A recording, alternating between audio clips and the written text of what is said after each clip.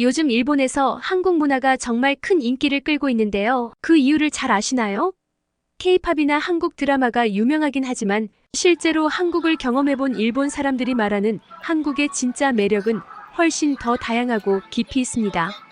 저 역시 처음엔 그저 유행처럼 느껴졌던 한국 문화가 이제는 제 일상의 큰 부분이 되어버렸어요. 한국에 가보고 한국 사람들과 어울려보고 나니 왜 한국이 이렇게 매력적인지 확실히 알게 되었습니다. 몇 년 전만 해도 한국은 그냥 가깝고 친근한 이웃나라 정도로만 생각했었어요. 그런데 어느 날부터인가 제 주위 친구들이 하나둘씩 한국 드라마를 보며 한국어를 배우기 시작하고 K-팝 스타들의 콘서트 티켓을 구하기 위해 줄을 서고 심지어는 한국 음식을 따라 만들어 먹는 모습을 보게 되었죠. 저도 자연스럽게 이 흐름에 휩쓸려 한국 문화를 접하게 되었는데 막상 한국에 가서 직접 경험해보니 그 매력이 정말 놀라웠습니다. 특히 한국은 일본과 가까운 나라임에도 불구하고 문화적인 차이가 크고 일본에서 쉽게 접하기 어려운 독특한 요소들이 많았어요. 한국에서 처음 맛본 길거리 음식, 쉽게 이용할 수 있는 편리한 대중교통, 독특하고 자유로운 패션, 세련된 화장품, 그리고 한국 특유의 예능 프로그램까지. 이 모든 것들이 모여 한국이라는 나라를 더 특별하게 만들어주는 것 같았어요. 오늘 이 영상을 통해 제가 직접 체험해보고 놀랐던 일본인들이 잘 몰랐던 한국 문화의 매력 5가지를 소개해드리려고 합니다.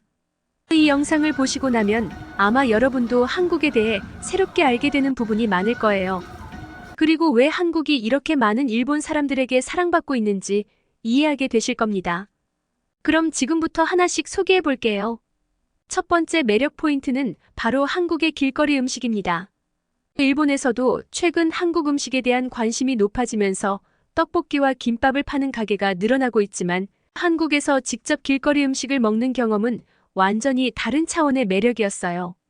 한국 여행을 가게 되면 길거리 음식을 빼놓을 수 없다고 해서 친구들과 함께 명동과 홍대 같은 곳을 찾아가 직접 길거리 음식을 즐겨봤어요. 그 순간은 아직도 잊을 수 없을 만큼 강렬한 인상을 남겼습니다. 제일 먼저 맛본 것은 떡볶이였어요. 떡볶이는 매콤달콤한 양념을 묻힌 쫄깃한 떡이 특징인데 일본에서는 좀처럼 찾아볼 수 없는 강렬한 매운맛이었습니다.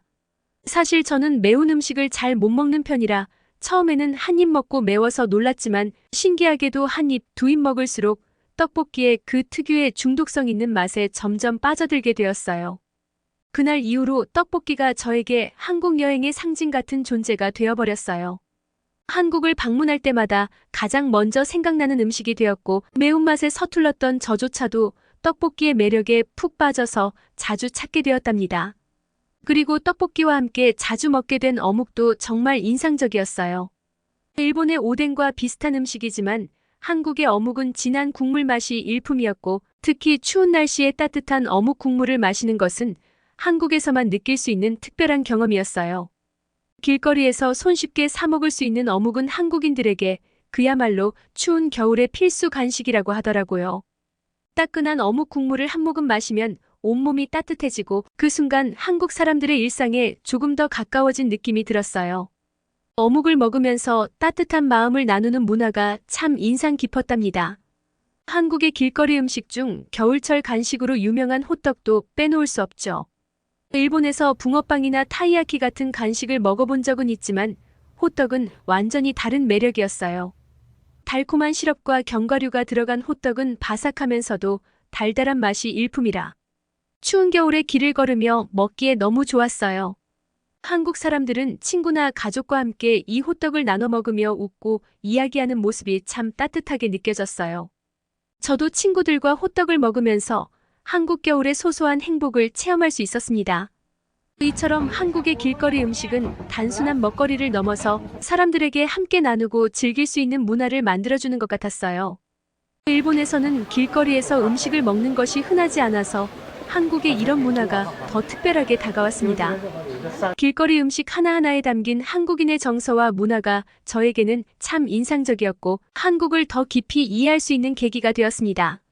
두 번째 매력 포인트는 한국에서 유명한 포토부스 문화입니다. 일본에도 프린트 클럽 같은 스티커 사진 기계가 있지만 한국 포토부스는 조금 달랐어요. 한국에서는 포토부스가 그저 사진을 찍는 곳이 아니라 친구들과 함께 특별한 추억을 남기는 장소로 자리 잡고 있었어요. 저도 친구들과 한국에서 처음 포토부스를 경험했을 때 그 결과물에 깜짝 놀랐어요. 한국 포토부스는 보정이 자연스럽고 세련된 느낌을 주기 때문에 결과물이 마치 잡지, 화보 같은 느낌이 들 정도로 예쁘게 나왔어요. 일본의 스티커 사진은 보통 장난스럽게 과장된 보정이 많고 얼굴이 왜곡되는 경우가 있어서 친구들과 웃고 즐기며 장난스럽게 찍는 경우가 많아요. 반면에 한국 포토부스는 다양한 필터와 조명 효과 덕분에 사진이 아주 깔끔하고 예쁘게 나왔습니다. 한국에서 찍은 사진을 바로 SNS에 올렸더니 친구들이 정말 예쁘게 나왔다 며 감탄할 정도였어요. 요즘은 도쿄에도 한국식 포토부스가 들어오기 시작했지만 여전히 한국에서 찍은 사진의 느낌을 완벽하게 재현하기는 어렵더라고요. 한국에서는 포토부스를 찍는 것이 하나의 문화처럼 자리 잡아서 친구들이나 연인들이 함께 사진을 찍으며 특별한 추억을 남기는 경우가 많다고 들었어요. 저 역시 한국에서 찍은 포토부스 사진들을 보면 그 순간의 추억이 생생하게 떠오릅니다. 한국 포토부스는 단순히 사진을 찍는 것이 아니라 함께한 사람들과의 따뜻한 순간을 남겨주는 소중한 추억으로 남았어요. 세 번째 매력 포인트는 한국의 대중교통 시스템입니다. 일본도 대중교통이 잘 발달해 있지만 한국은 특히 지하철 시스템이 아주 편리하고 빠르게 운영되는 것이 인상적이었어요. 서울의 지하철은 노선이 촘촘하게 연결되어 있어서 거의 모든 장소로 쉽게 이동할 수 있었고 무엇보다 모든 지하철역에서 무료 와이파이가 제공된다는 점이 정말 충격적이었어요. 일본에서는 와이파이를 공공장소에서 사용하는 것이 제한적이라 불편할 때가 많은데 한국에서는 지하철역에서 자유롭게 와이파이를 사용할 수 있어서 여행하는 동안 정말 편리했어요. 한국 지하철의 또 다른 장점은 청결함과 안전성이었습니다.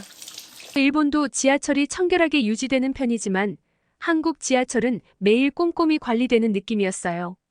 그리고 모든 역에 영어, 일본어 안내 표지판이 잘 되어 있어서 외국인들도 쉽게 길을 찾을 수 있었습니다.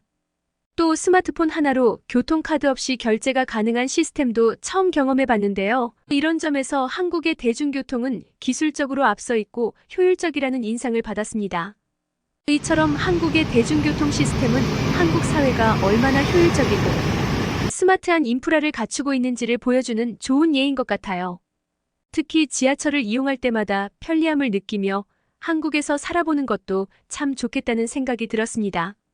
대중교통이 잘 발달해 있다는 것은 곧 일상생활에서 스트레스를 줄여주고 삶의 질을 높여주는 요소이기도 하니까요.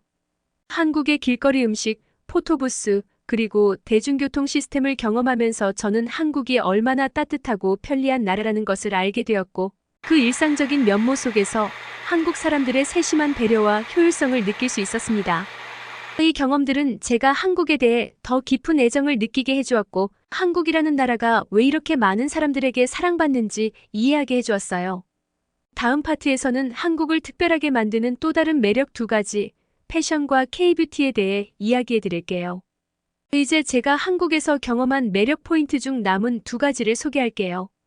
한국은 단순히 길거리 음식이나 대중교통의 편리함뿐만 아니라 패션과 뷰티에서도 독보적인 매력을 보여주는 나라였어요. 사실 한국 패션과 K-뷰티는 일본에서도 이미 인기가 많지만 한국에서 직접 경험하고 나니 왜 많은 사람들이 이 문화를 좋아하는지 더 확실히 이해할 수 있었어요. 그럼 더 자세하게 네 번째 매력 포인트였던 한국 패션 스타일에 대해 느낀 바를 들려드리겠습니다. 한국은 일본과는 또 다른 개성을 가진 패션 문화가 발전해 있었어요. 일본에도 다양한 스타일의 패션이 있지만 한국 패션은 보다 세련되고 깔끔한 느낌을 주는 게 특징이에요. 서울의 거리를 걷다 보면 정말 많은 사람들이 개성 넘치는 스타일로 자신만의 패션을 표현하는데 마치 패션 잡지에서 튀어나온 듯한 느낌을 줄 만큼 세련되고 트렌디했어요. 특히 한국에서는 오버핏 스타일이 인기를 끌고 있어서 옷을 넉넉하고 편안하게 입는 것이 하나의 유행처럼 자리 잡고 있더라고요. 일본에서는 다소 몸에 딱 맞는 스타일을 선호하는 편이지만 한국에서는 이런 오버핏 스타일이 자연스럽고 멋스럽게 소화되는 모습이 정말 신선하게 다가왔어요. 한국을 여행하면서 오버핏 셔츠나 박시한 코트를 입은 사람들을 많이 보게 되었고 저도 여행 중에 이런 스타일의 옷을 몇 벌 구입해 보았어요.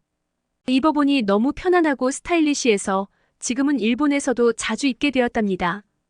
또한 한국에서는 스트릿 패션이 하나의 문화처럼 자리 잡고 있어서 홍대나 이태원 같은 곳에서는 정말 다양한 스트릿 스타일을 볼 수 있었어요. 개성이 뚜렷한 사람들, 강렬한 색감과 독특한 아이템을 활용해 자신만의 스타일을 연출하는 모습이 너무 멋있었어요.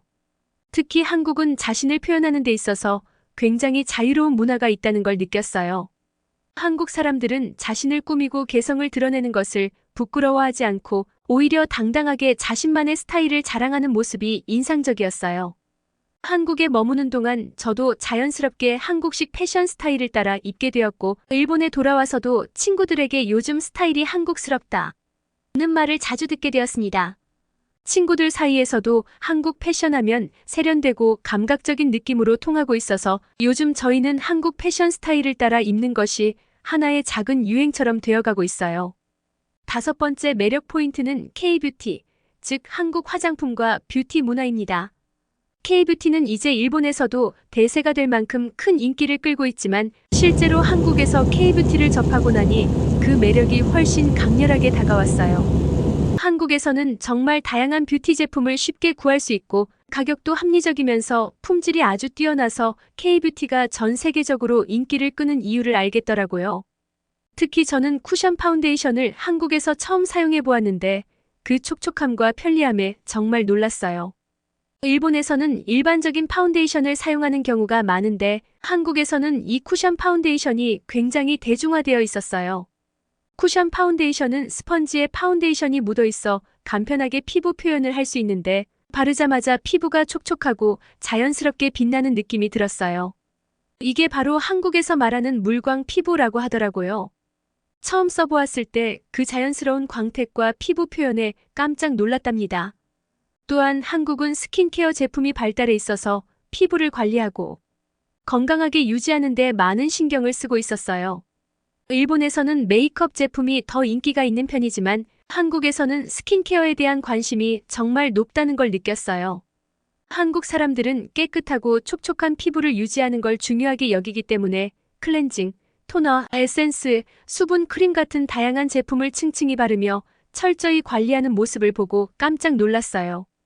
그 덕분에 한국 화장품 가게에 가면 스킨케어 라인업이 정말 다양하고 각 제품이 피부 타입에 따라 세분화되어 있어서 자신에게 딱 맞는 제품을 고를 수 있었어요. 요즘은 일본에서도 한국 화장품 매장이 많이 생겨서 쉽게 K-뷰티 제품을 구할 수 있지만 한국에서 직접 경험한 K-뷰티는 일본에서 느끼는 것과는 차원이 달랐어요. 화장품뿐만 아니라 한국에서는 자신만의 아름다움을 추구하면서도 자연스러운 느낌을 중요시하는 경향이 있어서 메이크업이 진하지 않으면서도 건강한 피부 표현을 추구하는 K-뷰티 스타일이 매우 신선하게 다가왔습니다. 이렇게 한국의 패션과 K-뷰티를 경험하면서 저는 한국 문화가 사람들에게 얼마나 큰 영감을 주는지 깨닫게 되었어요. 한국 사람들은 자신을 꾸미고 표현하는 것에 거리낌이 없고 개성을 중시하는 문화가 아주 발달해 있어요. 이런 점에서 저는 한국을 자신의 개성을 당당히 표현할 수 있는 나라라고 느꼈습니다. 패션과 뷰티에 대한 관심은 단순히 외모를 꾸미는 것을 넘어서 한국에서의 삶을 더 활기차고 자신감 있게 만들어주는 요소라는 걸 깨달았어요. 이렇듯 한국은 사람들에게 외모와 개성을 표현할 수 있는 기회를 제공해주고 이를 통해 자기 자신을 더욱 사랑하게 만드는 특별한 나라였습니다. 이렇게 한국의 다양한 문화를 경험하고 나니 이제 한국은 저에게 단순한 여행지나 이웃나라가 아니라 특별한 감동을 주는 2번째 고향 같은 곳이 되었어요.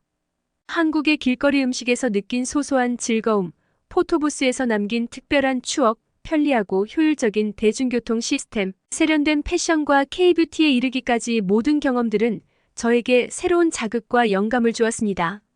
단순히 한국이 좋다를 넘어 이제는 한국 문화가 제 삶의 소중한 일부가 되었답니다. 한국에서 얻은 경험 중에서 특히 기억에 남는 건 사람들과 함께 나누는 따뜻함이에요. 한국 사람들은 타인을 진심으로 배려하고 작은 일에도 서로 격려하는 모습이 자연스러웠어요.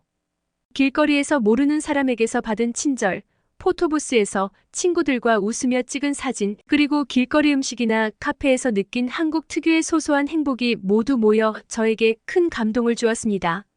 일본에서는 조금 거리감을 두고 예의를 지키는 게 중요한데 한국에서는 정이라고 부르는 따뜻함이 사람들 사이에서 느껴졌어요.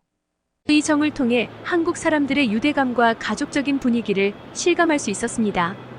또한 한국의 패션과 K-뷰티는 단순히 외모를 꾸미는 것을 넘어 자기 자신을 표현하고 자신감을 가지게 만드는 문화였어요. 한국에서 만난 사람들은 각자 개성을 당당하게 드러내며 자신만의 스타일을 즐기고 있었고 그 모습이 너무 멋졌어요. 저는 한국에서 사람들의 이런 자신감을 보면서 저도 더 솔직하게 제 자신을 표현해도 괜찮다는 생각을 하게 되었습니다.